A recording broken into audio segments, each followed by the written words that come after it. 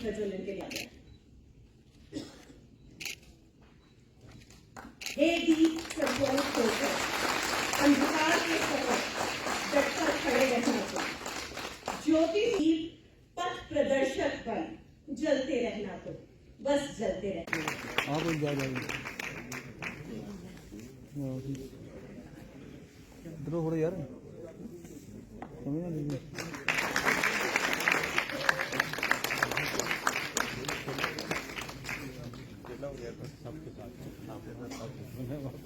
मेरा सबसे मतलब क्या था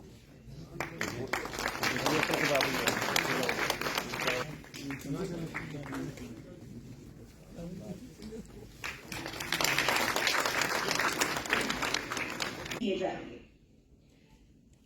प्रज्वलित करें इस दीप को।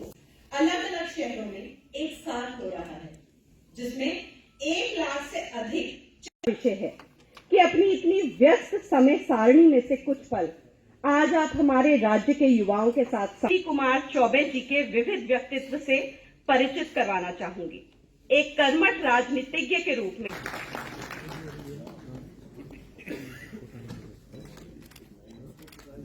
मिस्टर सुमित कुमार,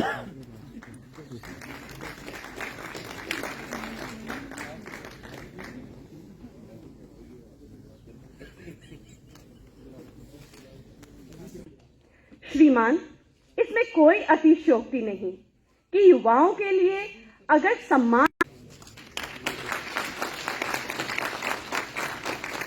आज सूर्योदय हुआ स्वावलंबन का, आत्मनिर्भर बन उल्लास और हर्ष से अपनी कर्मस्थली में रम जाऊंगा मैं। अब प्रगति में हिस्सा बन मात्र ऋण चुकाऊंगा मैं। आदरणीय मुख्य अतिथि, केंद्रीय राज्य मंत्री, उपभोक्ता मामले, खाद्य एवं सार्वजनिक वितरण, पर्यावरण, वन और जलवायु परिवेश सुसज्जित सतीश सभागार में सौहार्द से स्वागत करती हूँ। मैं Shri R.K. Jaggi, principal chief conservator था। हाजी साहब मुझे बता रहे थे कितना बड़ा बॉर्डर है, क्या स्थिति है, तो मुझे लग रहा है यहाँ के लोग सीमा सुरक्षा के जवान एवं सशस्त्र बल के जवान 3 दशक से गोलियों की गड़गड़ाहट उसको सुनने के अभ्यस्त हो गए थे। आज इन होनहार डॉक्टर युवतियों के सम्मान, उनके सम्मान में यह मंडप गोलियों की नहीं तालियों की गड़गड़ाहट से गूंज जाना चाहिए।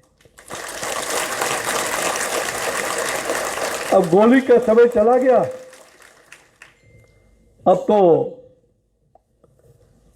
कलम हथियार छोड़ करके हमारे युवा अब कलम पकड़ लिए। ये जम्मू कश्मीर के अंदर धारा 370 के समाप्त होने के साथ साथ यहां के युवकों के कंधों पर जो टंगे बंदूक एवं बारूद, वो बंदूक और बारूद के स्थान पर किताब और कंप्यूटर उसने ले लिया। ये बड़ा सौभाग्य का विषय है और यह परिणाम उसका ही परिणाम है कि आज नियुक्ति पत्र का समारोह में आप नियुक्ति पत्र प्राप्त करने वाले हैं।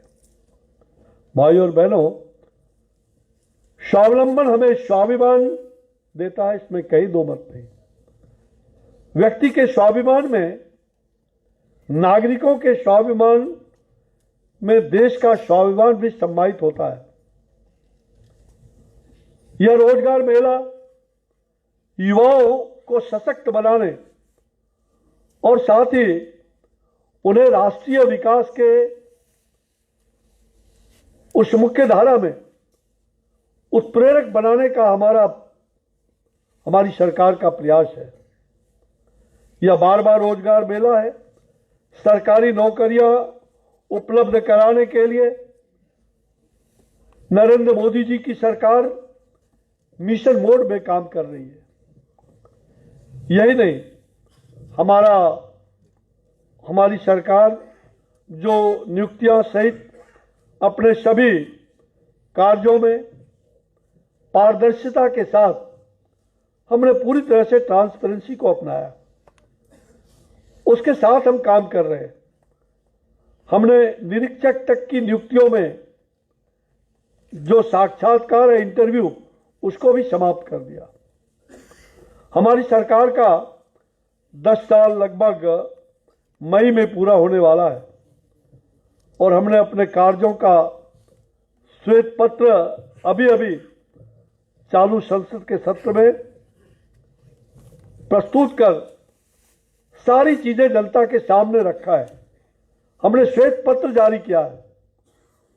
पूर्ववर्ती सरकारों में क्या होता था और हमने क्या किया और आगे हमें क्या करना है। निश्चित रूप से हमने अपने 10 वर्ष के कार्यकाल में कितनी प्रगति की, इस अवधि में हमारी पूर्ववर्ती सरकार ने कितना भ्रष्टाचार किया, वह सब श्वेत पत्र में सदन के सामने, मीडिया के सामने प्रस्तुत किया गया, जो पूरे देश में आम लोगों को यह जानकारी होना चाहिए। मुझे मालूम है लगभग 9.5 साल 10 साल होने जा रहे हैं, एक भी मंत्री पर कोई भी एक भी छोटा सा आरोप नहीं लगा सकता। लेकिन 2014 के पहले हर महीने एक मंत्री रिजाइन करते थे, हर महीने मंत्रियों पर आरोप लगते थे, कितने बड़े बड़े घोटाले होते थे, ये पूरे देश को मालूम है। जहां जहां अपारदर्शिता की प्रथा थी उसको हमने समाप्त किया। हमारी सरकार ने, जैसे कोल ब्लॉक का आवंटन, कोयला घोटाला भी देश में हुआ। कोयला तो ऐसे ही काला होता है, लेकिन उसमें भी घोटाला। और आपको मालूम होना चाहिए कि उसे हमने बदल करके जो कोल ब्लॉक का आवंटन, जिसमें अरबों खरबों का घोटाला होता था, उसको हमने बंद किया और हमारी सरकार ने उसको बदल करके नीलामी प्रथा को लागू किया, जिसके कारण ये घोटाले बंद हुए। और उसके अतिरिक्त GIST, अनेक इस प्रकार के IFSC आदि संस्थाओं में परिवर्तन ला करके और हमने पारदर्शिता के प्रति अपनी प्रतिबद्धता को प्रदर्शित किया है। भाई और बहनों, हमारी सरकार राष्ट्र निर्माण के लिए युवाओं को, युवा शक्ति राष्ट्र शक्ति, हमें राष्ट्र शक्ति को राष्ट्रभक्ति के साथ साथ इदम नोमम इदम राष्ट्राय स्वाहा, मैं कुछ भी नहीं, जो कुछ भी है ये राष्ट्र के लिए समर्पित है, तन समर्पित, मन समर्पित और यह जीवन समर्पित, चाहता हूं मातृभू तुझको अभी कुछ और भी दूं, तुझको अभी कुछ और भी दूं।